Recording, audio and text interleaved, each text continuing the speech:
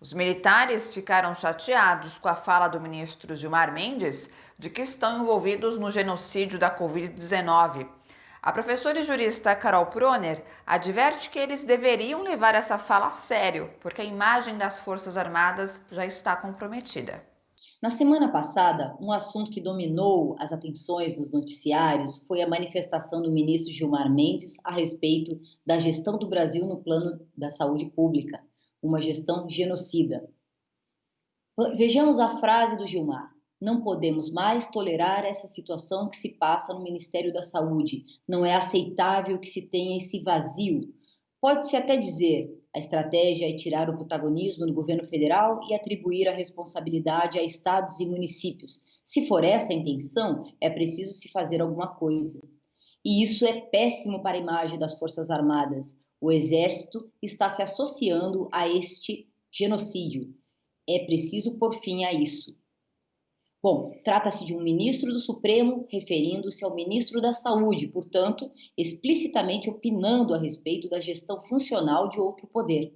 Naturalmente, ocorre o impacto e a reação de repúdio por parte do vice-presidente, por parte do ministro da Defesa, que inclusive usando a Lei de Segurança Nacional entra com uma representação perante a Procuradoria-Geral da República contra Gilmar.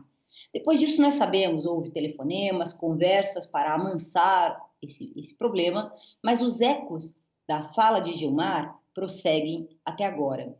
Vejamos a manifestação do ministro no que traz de relevante para avaliar a grave situação do Brasil perante o mundo. O ministro se refere a um vazio no comando do Ministério da Saúde. Já passamos de 80 mil mortos e de 2 milhões de infectados, e os números não baixam, sequer estabilizam. Os números falam por si. Como negar este vazio?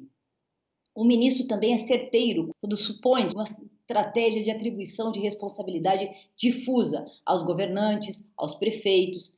E todo mundo sabe que não há período mais infeliz para ser gestor de crise de saúde que neste governo federal, diante do comportamento de Jair Bolsonaro e diante do comportamento dos ministros. E nisso também Gilmar dá voz ao que muitos calam. Para os militares, no entanto, o mais impactante, o mais grave na fala foi a utilização da palavra genocídio. Ao menos nos efeitos perversos, um genocídio. E aí reagiram os comandantes das três forças. Pois bem, o que diz a ONU sobre o Brasil e a gestão do Covid-19? Eu já comentei nos últimos programas as falas precisas dos expertos ligados ao Conselho de Direitos Humanos da ONU, relatores que têm falado em reuniões diplomáticas, fóruns dedicados à saúde pública.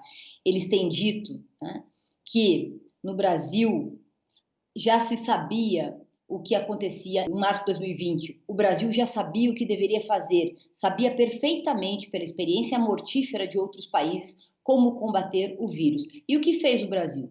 Demitiu o ministro da Saúde, importou cloroquina, demitiu outro ministro da Saúde, se indispôs com a OMS, maltratou indígenas e, neste vazio mortífero, permanece um ministro da Saúde que, além de tudo, é um militar e, portanto, compromete a imagem das Forças Armadas. Pois bem, os militares devem mesmo se preocupar, mas não com a fala do ministro Gilmar Mendes, e sim com a descoberta pelo mundo do que todos aqui já sabiam. É a completa desmoralização das Forças Armadas, medida em pesquisas de opinião, percebidas por jovens militares que sufocam suas críticas diante da absoluta falta de dignidade e de soberania, e não só no combate da saúde pública. Mas isso é um assunto para outra conversa. Gente, bora fortalecer a TVT? É só clicar em inscrever-se e depois clicar no sininho. Pronto! Assim que pintar notícia nova, você fica sabendo no ato.